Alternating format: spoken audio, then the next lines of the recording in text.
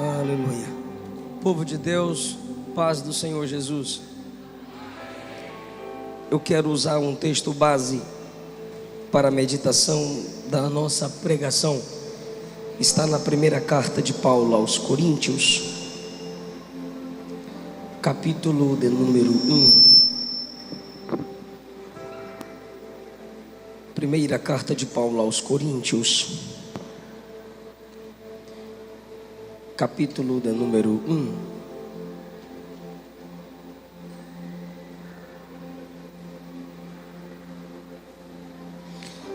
O versículo 9. Se você for acompanhar no seu celular, não sei se é projetado aqui. É projetado o texto?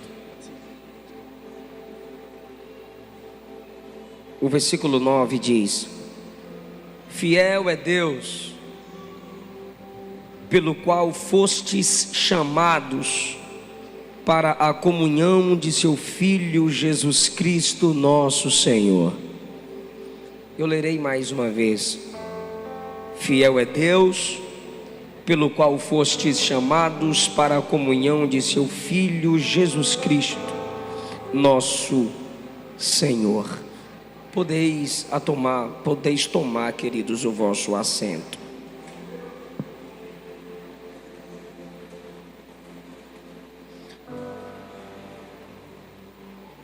Com muita alegria eu quero expressar a minha gratidão por estar com vocês pela primeira vez, estar retornando a esta cidade linda, abençoada, e que para o meu ministério foi uma cidade muito abençoadora.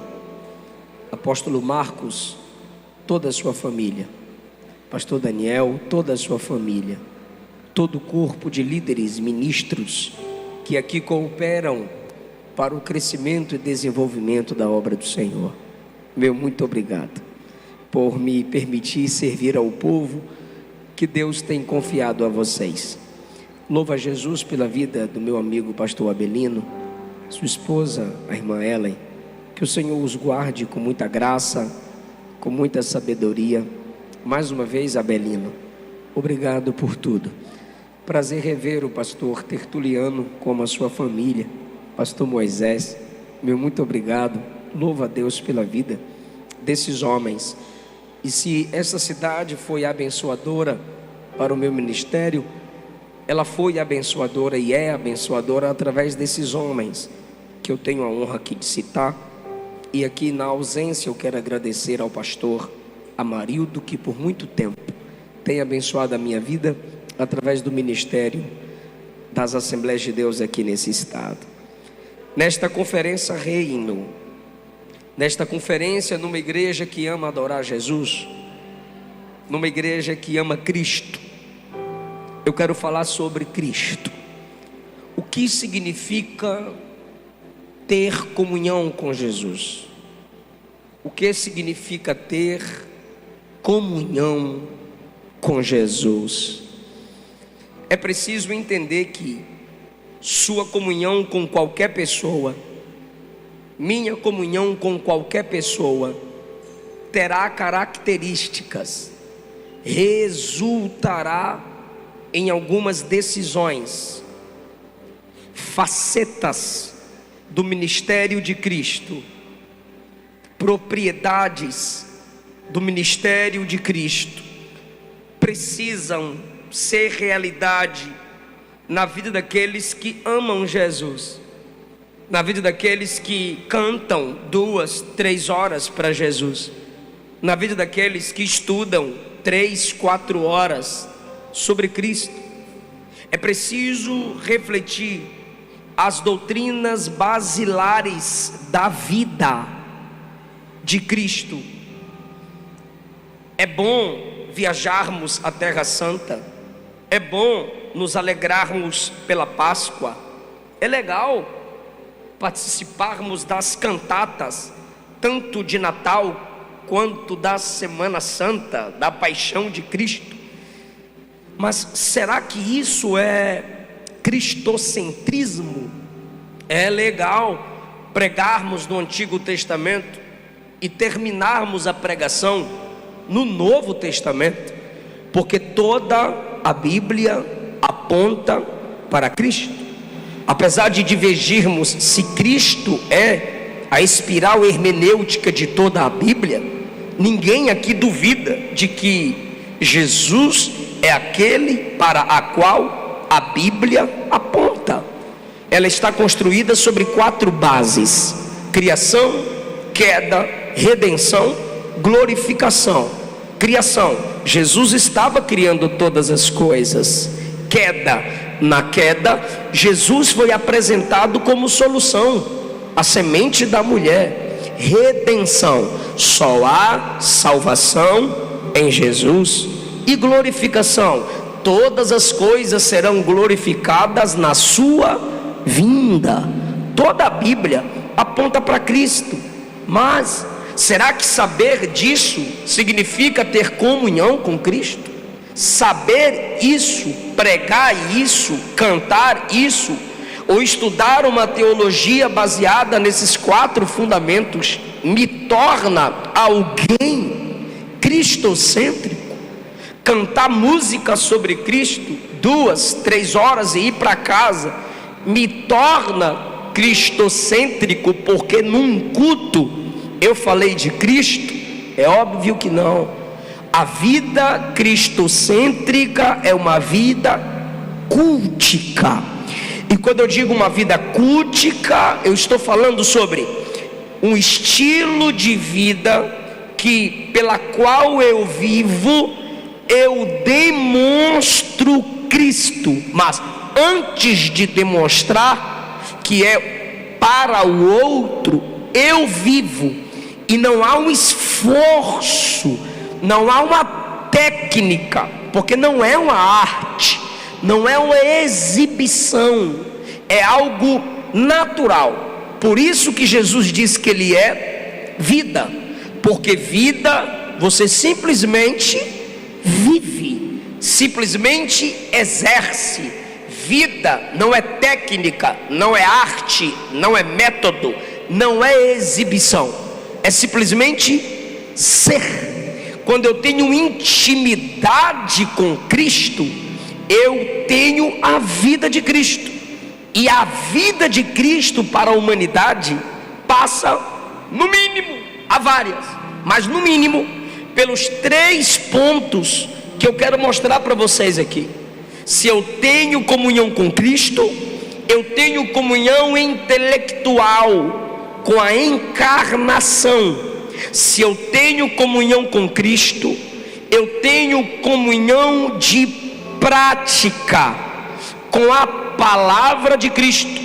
Se eu tenho comunhão com Cristo, eu tenho comunhão de caráter com a santidade de Cristo. Se tenho comunhão com Cristo, eu preciso ter comunhão com a encarnação de Cristo. Em que sentido? Primeiro eu falo de modo teórico, depois a gente aplica. Isaías capítulo 7, versículo 14. Veja a profecia: o Senhor vos dará um sinal, disse Isaías: eis que a virgem conceberá, engravidará e dará à luz a um filho, e chamará o seu nome Emanuel. Virgem, conceber é milagre, é fora do comum. Precisamos desde já guardar isso. Hebreus capítulo 10, versículo 5 diz que quando Jesus encarnou, quando Jesus desceu, quando Jesus esteve entre nós, Ele disse ao Pai as seguintes palavras em oração: sacrifício e oferta não quiseste. Esse sacrifício e oferta que o Pai não quis, nas palavras de Jesus, são os sacrifícios do Antigo Testamento usados para cobertura de pecados. É nesse sentido que Jesus ora: ofertas e sacrifícios para cobrir pecados, o Pai não quis mais esse sistema, pois me enviou não para cobrir o pecado, mas para remover o pecado. É nesse sentido que ele diz: sacrifícios e ofertas não quiseste, agora, mas para mim preparaste um corpo. Porque Jesus foi sempre um com o Pai, sempre Deus. Há um mistério na encarnação de Cristo, pois o seu corpo humano não é um corpo eterno antes da encarnação. Veja o que diz João 1,14: o verbo, a palavra, a expressão divina se fez carne. Se fez carne. Carne aqui se fez corpo humano e habitou entre nós. Isso é João o apóstolo dizendo: e vimos a sua glória no corpo encarnado. E essa glória é a glória do unigênito do Pai. Jesus se torna primogênito depois que ele ressuscita, pois ele é o primeiro de todos os irmãos que um dia ressuscitarão. Jesus é primogênito quando é comparado com a criação. Se a criação é bela, é grande, poderosa e é para ficar para sempre, diante dela Jesus é o primogênito, no sentido não de ser criado, mas de ter primazia sobre ela. Por isso a briga entre Esaú e Jacó, por causa da primazia familiar. Por isso o desprezo dos irmãos para com Davi, por causa da primazia familiar. Aí Paulo diz aos Colossenses que entre a criação e Jesus não há briga de primogenitura, porque diante de toda a criação que é grande e admirável, ele é o cabeça, ele é o primeiro. Diante dele toda a criação se curva. Agora perceba, João 1, Jesus não é primogênito. João 3,16, Jesus não é primogênito, Jesus é unigênito. Porque como primogênito, você pode compará-lo com outros primogênitos, com outros que tiveram categorias de primazia, ok? Como primogênito, você pode compará-lo. Agora quando João diz, ele se fez carne, e nessa encarnação, não é reencarnação, mentira espírita, é encarnação. O Deus Espírito assumiu um corpo humano. Nessa encarnação vimos a glória do unigênito. Por que unigênito? Porque se ele é primogênito, ele é o primeiro de muitos irmãos. Todo mundo aqui é filho de Deus. Jesus é o cabeça, Jesus é o primeiro acima de nós. Agora quando João diz, o Cristo que encarnou é o unigênito, quer dizer que ele é o único da sua forma. Não há ninguém como ele. Em sua glória e encarnação, ele é incomparável. Ninguém nasceu como ele. Todos nascem da vontade da carne e do varão. Ele se fez bebê e entrou dentro do ventre de uma virgem, para se cumprir a profecia de Gênesis 3,15, da semente da mulher. Todo mundo aqui vem da semente do homem. Só Jesus, que misteriosamente é semente da mulher. Por isso ele não poderia nascer da relação entre José e Maria. Ele encarnou e vimos a glória do unigênito do Pai, cheio de graça. Aqui entra a aplicação da comunhão com a encarnação. Então, tecnicamente, é um mistério. Um Deus se faz bebê. Tecnicamente, não há explicação como ser semente da mulher sem vir da semente do homem, se é no homem que está a semente. Só que João diz, ele veio cheio de graça. Por que João usa a expressão cheio de graça? Porque ele, sendo Deus, não ter usurpação em ser igual a Deus, da mesma essência, deixar o trono para ser colocado numa manjedoura, deixar anjos cheios de asas para vir habitar entre homens que têm duas mãos, e é uma luta para levantar uma para dar glória. Deixar anjos que são velozes como relâmpagos, anjos que têm facilidade em obedecer o Espírito, em Ezequiel 1, para habitar entre homens pecadores como nós, andar entre prostitutas, andar entre pessoas de caráter duvidoso. Por isso João diz, ele veio cheio de graça, porque ele andou entre os pecadores. Aí alguém diz assim, tá vendo? Então a gente tem que ter comunhão com os pecadores. Não, a Bíblia não manda ter comunhão com o pecador. Por isso João continua, ele veio cheio de graça e de verdade, porque na graça ele entra no meio do pecador, e com a verdade ele tira o pecador da vida de pecado. Com a graça ele está entre os homens sujos, mas com a verdade ele mostra a pureza para esses homens. Santidade de Cristo é assim: graça para atrair, verdade para libertar. Jesus andava com o pecador, mas nunca se tornou sujo como nenhum deles. Para nós, a doutrina é paz com todos, comunhão só com o santo. Jesus encarnando, estando entre nós, é mistério.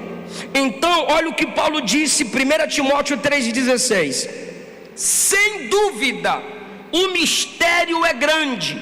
Aquele que foi manifestado na carne, justificado em espírito, visto pelos anjos, pregado entre os gentios, crido no mundo, recebido na glória. Veja que Paulo mostra em um versículo toda a trajetória de Cristo Jesus.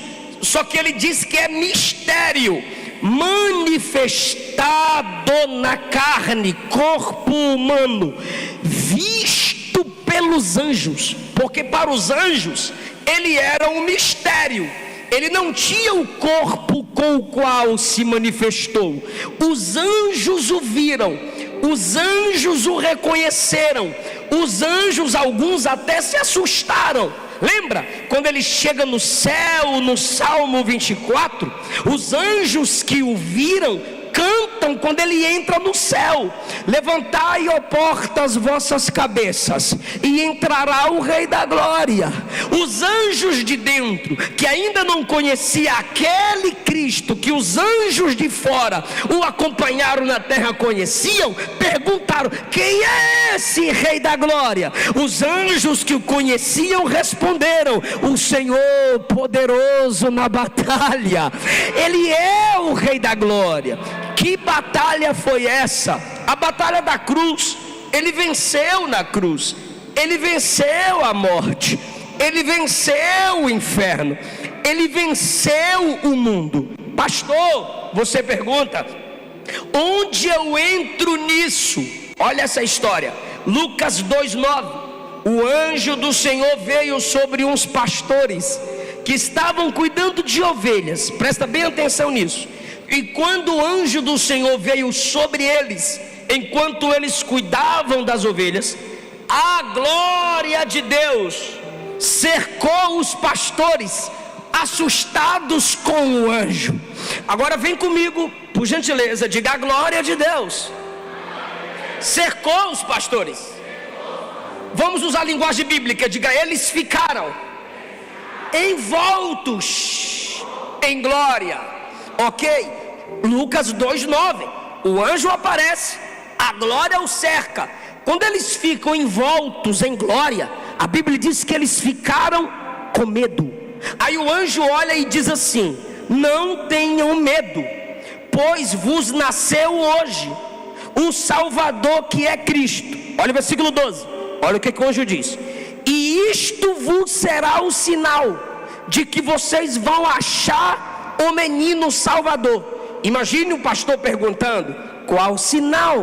E o sinal é: ele estará envolto em panos. Interessante, os pastores, homens simples no campo, envoltos em glória, condição que Jesus tinha antes da encarnação.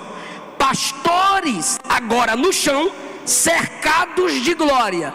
E Jesus, o Deus encarnado, o Deus que se fez bebê, envolto em panos comuns. Papai, mamãe, pobres. Esse é o mistério da encarnação. O Deus rico, Deus dono de toda a glória, vestido de pano simples, cercado por animais. Os pastores, homens simples, pecadores e falhos, cercados pela glória.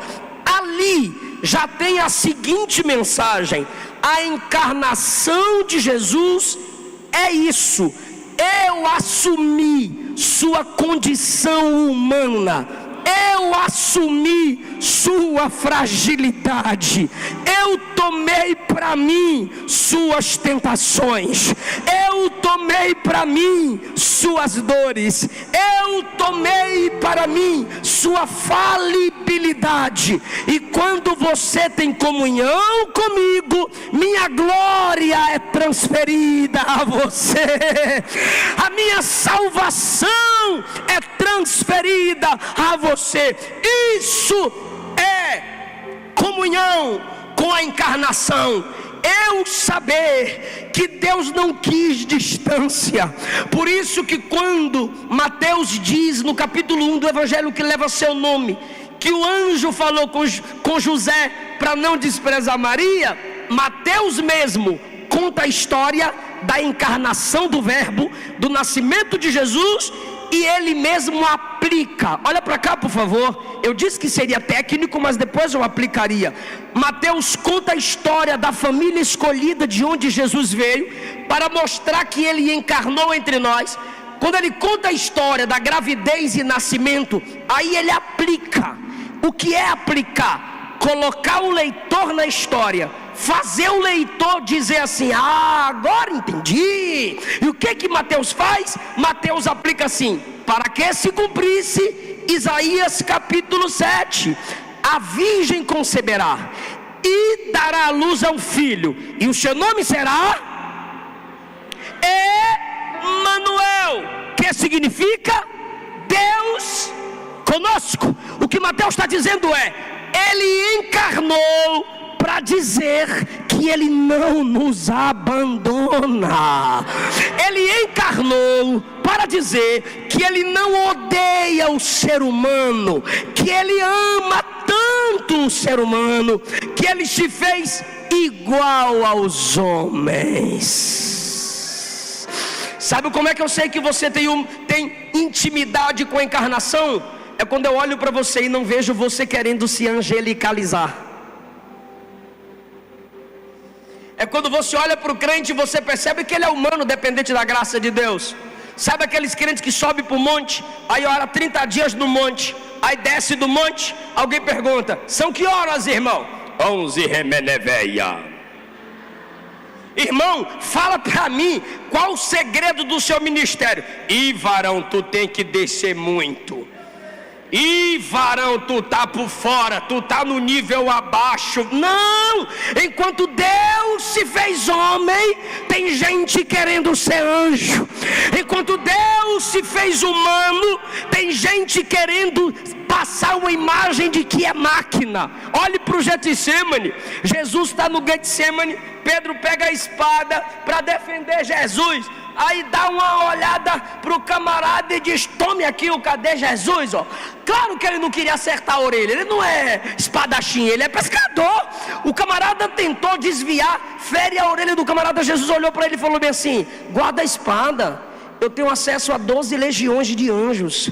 Guarda a espada, eu tenho acesso a 12 legiões de anjos. 12 legiões, na linguagem romana, é só você multiplicar 6.000 por 12. Eu tenho acesso a 12 legiões de anjos. Vou perguntar para a igreja: quantas legiões Jesus tinha acesso? Para de graça, quantas legiões Jesus tinha acesso? Ele tinha acesso a 12 legiões de anjos, mas ele disse: eu prefiro 12 homens.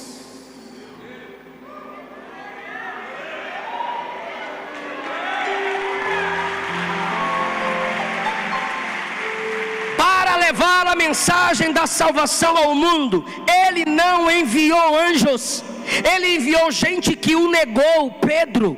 Ele enviou gente que fugiu, João. Ele enviou uma mulher que havia sido liberta de demônios. Ele conta com você, apesar das suas fragilidades, seus erros, suas quedas. Quanto mais humano, a graça de Deus se manifesta aí. Isso é intimidade com Jesus, porque quanto mais perto de Jesus, mais perto de gente. Ele veio como gente, andou entre as gentes, morreu pela gente. E quando a trombeta tocar, ele vai arrebatar a gente para morar eternamente na sua presença. Se você tem intimidade com a encarnação de Cristo, tem como abrir o som para mim? Está fechando aos poucos, melhora para mim, por gentileza. Se você tem intimidade com Cristo, você tem comunhão com a encarnação de Cristo, então a humildade de Cristo estará em você. Porque em Filipenses 2, quando Paulo trata da encarnação, Paulo fala da humildade. Qualquer soberba em mim é o veneno da serpente em mim. Qualquer humildade em mim é o reflexo do Cordeiro de Deus no meu caráter. Em segundo lugar, ter comunhão com o Filho de Deus significa ter comunhão com a palavra do Filho de Deus. Existem pastores, pregadores, ministros, cantores e crentes que amam Jesus, faz coraçõezinho para Jesus, coloca nas redes sociais que ama Jesus, na Páscoa fala de Jesus, no Natal glorifica a Deus pelo menino Jesus, acha bonitinho o bebê Jesus, mas não gosta das pregações do homem chamado Jesus. Você gosta de historinhas do Antigo Testamento que te prometa a bênção, que te prometa porta aberta. O mar vai abrir, Moisés, porque o cajado está na tua mão. E você levanta a mão assim, ó: eu tenho o meu cajado, eu vou abrir esse mar. Ei, Elias, o fogo vai cair, você vai matar seus inimigos, Elias. Porque quem te viu na prova e não te ajudou, quando te vê na bênção, você vai se arrepender, porque você vai brilhar, eles vão se apagar. Eita, eu sou Elias. Ei, Davi, você vai derrubar esse gigante, viu, Davi? Ei, Davi, o gigante cai e você diz: eu sou Davi, eu derrubo mesmo. Mas quando fala sobre as pregações de Jesus, quando abre o texto para falar o que Jesus disse, incomoda. É perigoso certas igrejas esvaziarem se mostrarmos as pregações de Jesus para elas. Não é cristocentrismo pregar milagres que Jesus operou.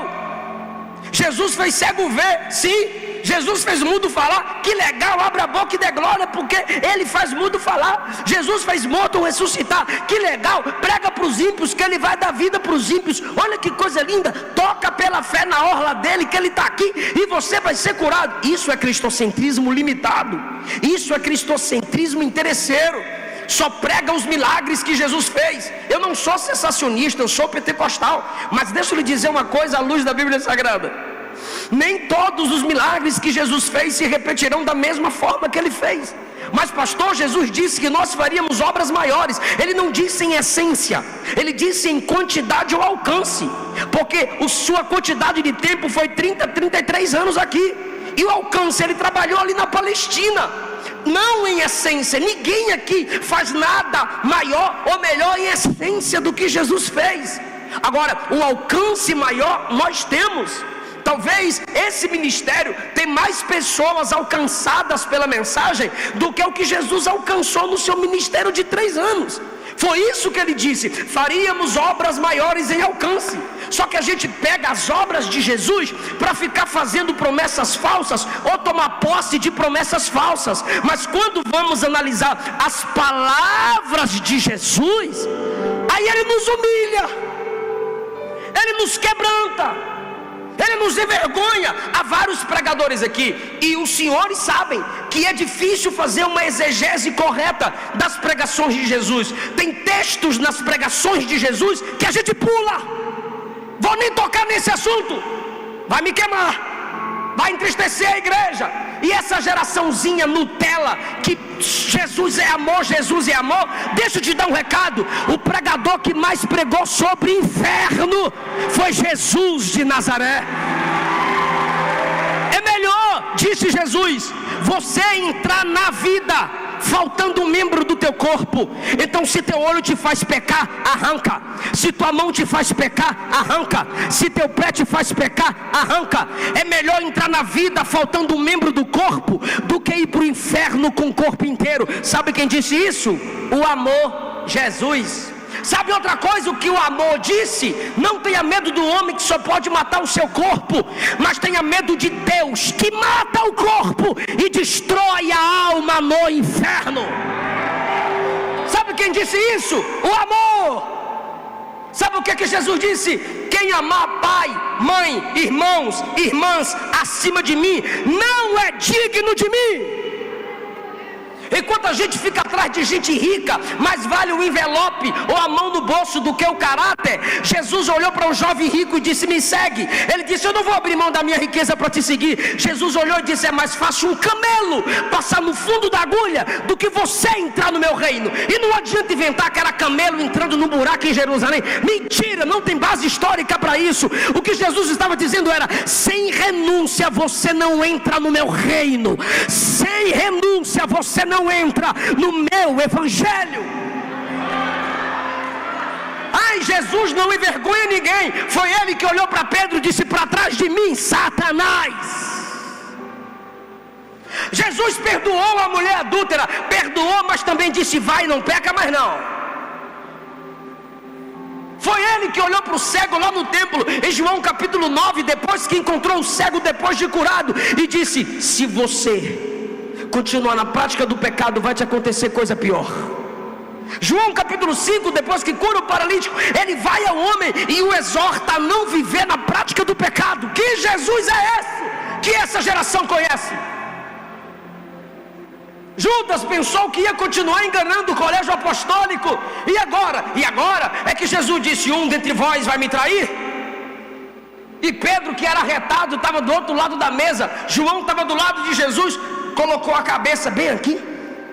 Aí Pedro: pergunta quem é logo aí, rapaz. Aí João olha para Jesus e pergunta: quem é, Senhor? Aí Judas vai estendendo a mão para colocar a mão no prato: quem é, mestre? Aí Jesus diz: aquele que põe a mão comigo no prato. Esse é o que me trai, pois é o diabo entre nós. As pregações de Jesus sobre família, as pregações de Jesus sobre o reino, as pregações de Jesus sobre o inferno. Se você ama Jesus, você ama as pregações de Jesus. Se você despreza as pregações de Jesus, você não tem comunhão com as palavras de Cristo, nem com Cristo da palavra. Se você ama Cristo, você vai amar o que Cristo disse. Mateus capítulos 5 a 7, Jesus ensina sobre verdadeira felicidade, verdadeira religião e a prioridade do reino. E quais são as prioridades em Mateus 5 a 7? Mateus 5, primeiro se reconcilia com teu irmão. Mateus 6, primeiro busca meu reino, e estas coisas, não é todas as coisas, são estas coisas, vos serão acrescentadas. Quais são estas coisas? Comer, beber e vestir. Mateus capítulo 7, qual é a prioridade? Primeiro, tira a trave do teu olho, para jogar o cisco no olho do teu irmão. Ele não está mandando parar de julgar, ele está falando, julgue quando você não comete no secreto o pecado que você denuncia no outro publicamente. Se você tem comunhão com Cristo, você terá prazer nas palavras de Cristo. João 6:68, Jesus pregou um sermão duro, e o texto diz, muitos discípulos o abandonavam. Ele olhou para os seus mais achegados e perguntou, vocês também não vão me deixar não? Aproveita e desvia, já que a multidão está desviando. Pedro olhou para Jesus e disse, para quem iremos nós? Só tu tens a palavra de vida eterna. Pedro não disse para onde iremos nós, Pedro disse para quem. Se Pedro dissesse para onde iremos nós, ele estaria dizendo, Senhor, não há lugar nenhum melhor que a tua presença. Mas ele não disse isso, ele disse, para quem iremos nós? Só tu tens a palavra de vida eterna. O que ele estava dizendo é, não há ninguém que fale do jeito que o Senhor fala, não há ninguém que tenha uma palavra tão poderosa quanto a tua. João capítulo 7, mandaram prender Jesus. E quando vieram prender Jesus, foram aprisionados pela pregação de Jesus. Chegaram atrasados diante dos sacerdotes. E quando chegaram atrasados, os sacerdotes perguntaram, cadê ele? Por que vocês não prenderam esse homem? E a resposta da polícia foi, a gente teve que ficar grudado lá, porque ninguém nunca falou como esse homem fala. Quem ama Jesus é cativado pelas palavras de Jesus. Aí você diz, pastor, sinceramente, eu não gosto de ler as pregações de Jesus. João 12:48, quem me rejeita não recebe as minhas palavras, mas a própria palavra que eu falo, essa vai julgar aqueles que me rejeitam no último dia. A palavra de Cristo que você rejeita hoje, vai ser a base pela qual Cristo vai te julgar no dia do juízo final. João 14:24, Jesus disse, todo aquele que não me ama, não terá prazer em obedecer às minhas palavras. Ou seja, se não há prazer em nós, em obedecer às palavras de Jesus, não há comunhão entre nós e Jesus. A pesquisa de qualquer cientista termina na mente, termina no corpo. Qualquer patologista vai no máximo dissecar o corpo do ser humano.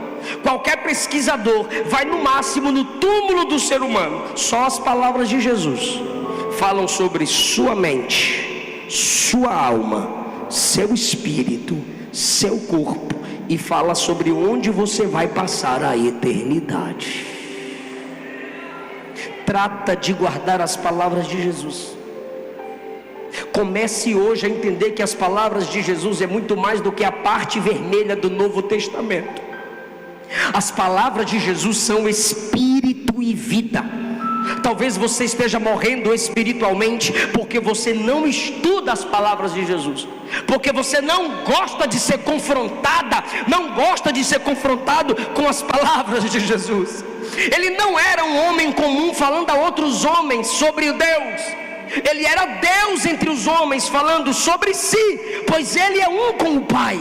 Por isso sua palavra é tão poderosa, por isso sua palavra é transformadora. Por que os doentes eram curados? Porque eles confiavam na palavra de Jesus. Quando Jesus dizia vê, o cara acreditava na palavra que ele estava ouvindo, vê, e a palavra que ele acreditava dava a ele capacidade para enxergar. Se você quer santidade, se você quer transformação, se você quer mudança de vida, leia as palavras de Cristo. Pastor, não sei ler, coloca no YouTube YouTube, na voz de Cid Moreira. E lá você escuta o Novo Testamento, lá você escuta as palavras de Jesus. Memoriza, canta, prega, fala sobre ela. Deixa entrar na sua alma, deixa entrar na sua mente. As palavras de Jesus são espírito e vida. Qualquer pastor que quiser testar a saúde do caráter de sua igreja, é só começar a pregar as palavras de Jesus nela. Último lugar, fomos chamados para a comunhão de seu Filho Jesus. Se você tem comunhão com Jesus, você terá comunhão com a intelectualidade ou a teologia da encarnação. Humildade, saber que Deus quer seres humanos, que Deus quer contato com gente. Isso é encarnação. Segundo, se você tem comunhão com Jesus, você vai amar as palavras dele. Eu não tenho como ter comunhão com você e não gostar de ouvir você. Se eu tenho comunhão com a minha esposa, eu escuto as palavras dela. Se ela tem comunhão comigo, ela escuta as minhas palavras. Nós valorizamos a palavra do outro. Então, onde há comunhão, também há valorização das expressividades. Terceiro lugar, se eu tenho comunhão com Cristo, eu serei atraído para a sua santidade. Quem tem comunhão com Jesus, tem também comunhão com a sua santidade. Se não, preste atenção. Marcos capítulo 9, versículo 2.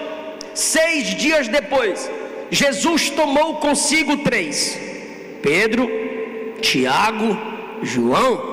Se ele diminui a quantidade de discípulos, ele está os trazendo para o momento de intimidade. E quando ele os levou, o texto diz no versículo 2: e os levou sós, em particular. Sabe o que é isso? Intimidade. A um alto monte. Sabe o que é isso? Os cortou da vida comum e os levou para uma ambiência superior. O que é isso? Intimidade. E ali diante deles, diz o texto, Jesus se transfigurou. Transfigurar-se significa mostrar o que é por dentro, mostrar a interioridade através de uma transformação externa. No monte chamado da transfiguração, Jesus agora vai se revelar como ele é por dentro a 3 homens numa intimidade. E Lucas diz que isso aconteceu enquanto eles oravam, porque oração é questão de intimidade. Enquanto eles oram, Jesus se transfigura. Agora presta bem atenção no resultado da transfiguração. Versículo de número 3.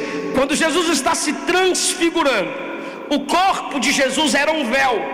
O corpo de Jesus era um véu, pastor Cassiano, opaco, que ocultava aquela essência da sua glória divina. Se eles enxergassem o ídolo, eles iam cegar, eles tinham que colocar as mãos, como fez Arão e os filhos de Israel diante de Moisés. Mas como já disse o apóstolo aqui, nós não somos covardes como Moisés, que a glória era transitória e ele continuou com a capa, com o manto sobre o rosto, com a máscara, mesmo quando a glória já tinha acabado. Não, Moisés vai até aparecer aqui, só que a glória em Jesus vai ser maior do que a glória em Moisés. E quando Jesus começa a se transfigurar, o versículo 3 diz: suas vestes tornaram-se resplandecentes. Se transfigurar, mostrar o que é por dentro, e as vestes estão resplandecentes, isso quer dizer que em essência Jesus é luz. E onde houver luz não há treva alguma. Olha o drama que Marcos faz. Se transfigurou e as vestes ficaram resplandecentes. Aí você diz: ah, entendi, ele é luz. Aí Marcos continua: extremamente brancas. Aí você diz: opa, então as vestes ficaram brancas, ele é puro. Aí Marcos continua: tão brancas como a neve. Marcos está procurando palavras para mostrar a pureza de Cristo. Aí você diz: branquinhas, alvinhas como a neve. Aí Marcos diz: de tal modo que nenhum lavadeiro sobre a terra conseguiria deixar vestes tão brancas, tão puras, tão limpas como aquelas. O que Jesus estava dizendo aos discípulos na comunhão é: eu sou santo, eu sou perfeito, eu não compactuo com o pecado. Moisés foi um grande profeta, Elias foi um grande profeta, pois os dois apareceram lá. Aí o Pedro olhou e disse: Senhor, vamos fazer 3 tendas, uma para ti, outra para Moisés, outra para Elias. Colocou Jesus, Moisés e Elias no mesmo nível. O pai desceu no monte e disse: o meu filho amado é esse aqui. Aí Moisés e Elias desaparecem. Só ele é santo, santo, santo. O livro e o filme Código da Vinci tentou mostrar a impureza no caráter de Cristo. A Rede Esgoto de televisão já expôs um filme com Jesus com olhares maliciosos para Maria Madalena. Porta dos Fundos, programa maligno, já quis colocar Jesus se apaixonando por João, o apóstolo do amor que deitava no seu peito. Esses dias atrás um ateu disse que o Espírito Santo deveria se encarnar e confessar o pecado, porque ao engravidar Maria o Espírito se tornou adúltero. Enquanto Paulo chama a encarnação de mistério, os inimigos de Deus chamam de adultério. Em João capítulo 8, os inimigos de Jesus disseram que ele era filho da prostituição. Os gnósticos diziam às igrejas que se Jesus tinha o corpo, ele não era santo, ele era impuro como qualquer homem.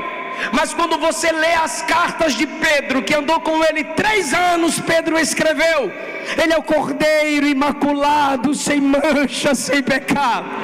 João andou com ele 3 anos e escreveu: ele é luz e nele não há treva alguma, glorifique a ele. A mulher de Pilatos escreveu: esse homem é justo. O centurião no pé da cruz disse: verdadeiramente esse homem era justo. E lá no céu, Isaías 6, Apocalipse 4 e 5, os anjos cantam que ele é santo, que ele é santo, que ele é santo. E aqui está a igreja dizendo que ele é santo, ele é lindo, ele é maravilhoso, ele é perfeito. É o Senhor Deus poderoso. Diga isso. Digno de louvor. Diga isso. Digno de louvor. O que é que ele é? Tu és santo. Santo. Comunhão com a santidade. É o Senhor.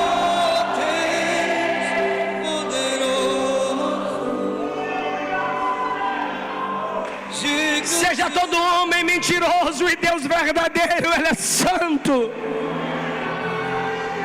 Ele é tão puro de olhos que não pode ver o mal. O que isso tem a ver com você? Eu te digo: se você tem comunhão com a santidade de Jesus, você sabe que ele odeia o pecado. Se você tem comunhão com a santidade de Jesus, você sabe que ele não tolera carnalidade. Pode ficar em pé que nós vamos encerrar, já vamos orar. Por favor, por favor. Se você tem comunhão com a santidade de Jesus, você não tem prazer na prática do pecado. Quando você tropeça, você cai de joelho e diz: perdoa-me, lava-me, santifica-me, Se você tem comunhão com a santidade de Jesus, sua consciência pesa. Se você tem comunhão com a santidade de Jesus, você está dizendo: Espírito Santo, não desiste de mim. Se você tem comunhão com a santidade de Jesus, você sabe que viver na prática do pecado é pisar no sangue do Cordeiro. Se você tem comunhão com a santidade de Jesus, você grita como Isaías gritou: ai de mim, eu vou morrer, porque eu estou diante de um Deus que é santo. Se você tem comunhão com a santidade de Jesus, você cai de joelhos como Pedro e diz: afasta de mim, eu sou pecador, eu não mereço a sua presença.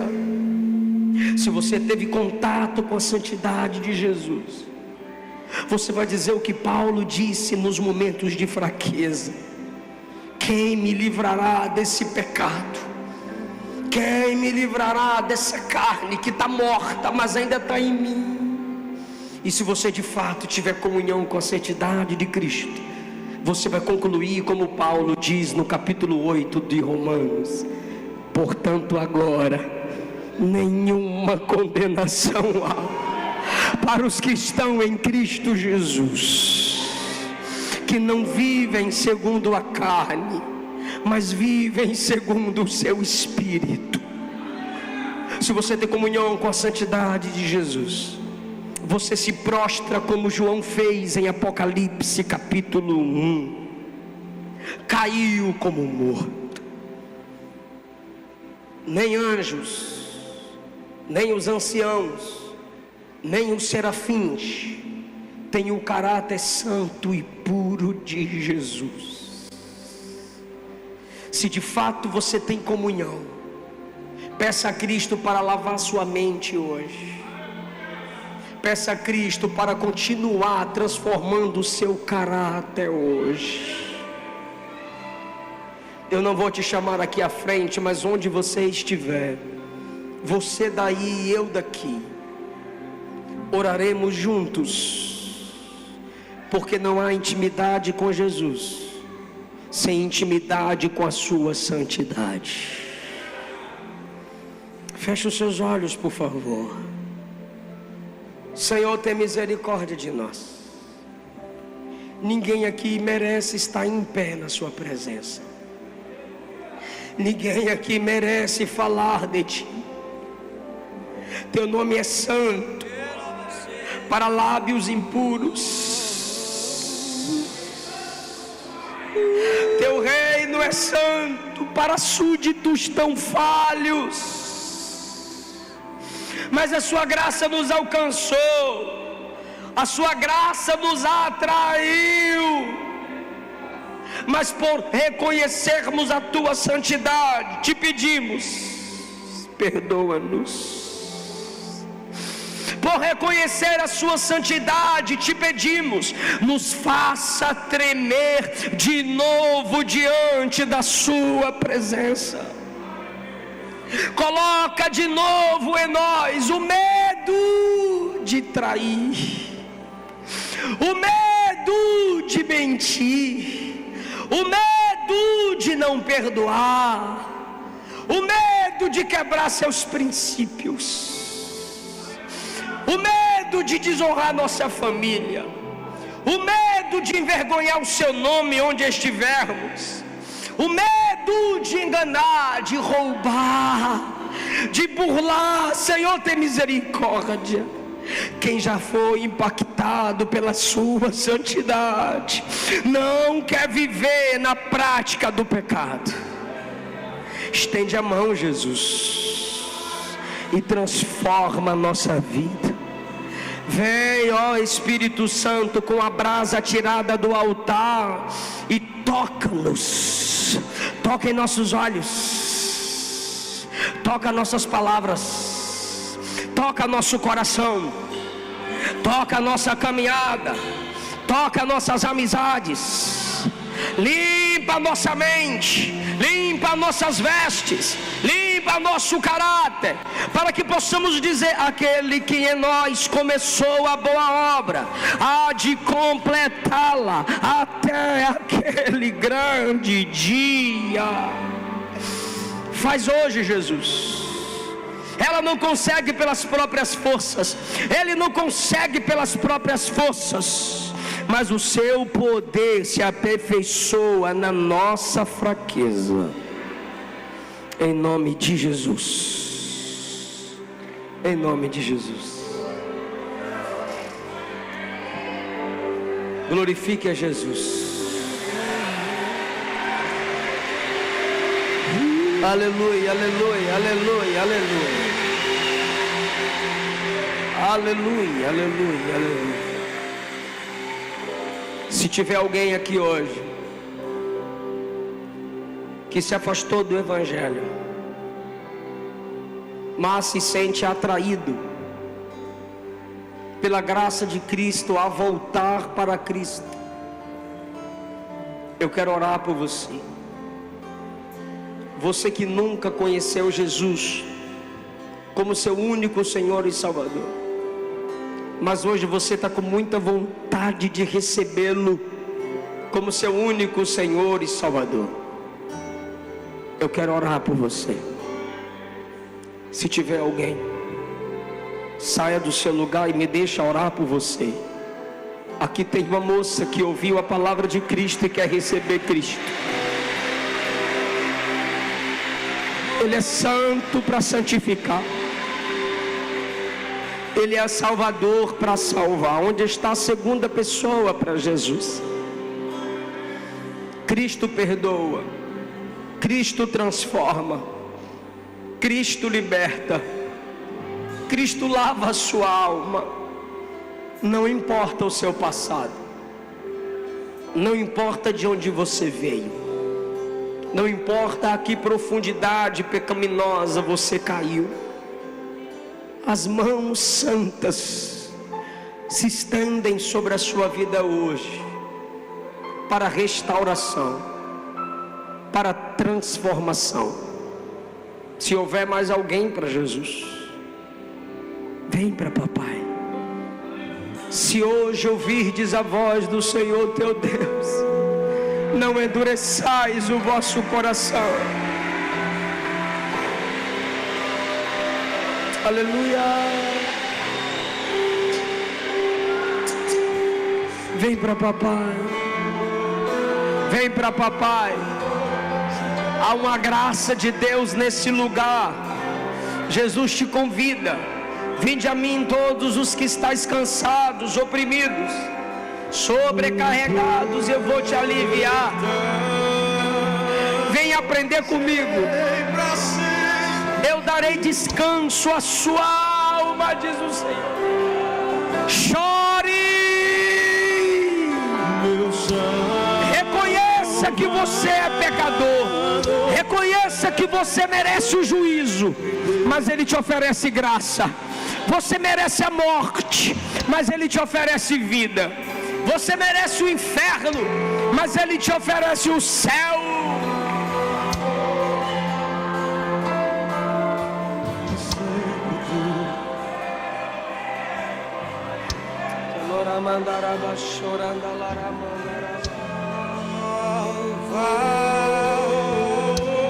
Serei para sempre teu. Se tiver mais pessoa, a oportunidade está aberta. Papai te ama, papai te chama, Ele conta contigo. Evangelho não te angelicaliza, Evangelho não te torna anjo. Evangelho só mostra para você que você é dependente da graça. Quanto mais dependente, mais a graça de Deus te alcança. Quanto mais dependente na oração, quanto mais dependente em congregar, quanto mais dependente em meditar nas Escrituras, quanto mais dependente em se submeter aos princípios bíblicos, mais a graça do Senhor se manifestará no seu caráter. A igreja pode estender as mãos para cá. O apóstolo pode orar por essas pessoas, por favor. O senhor pode vir aqui.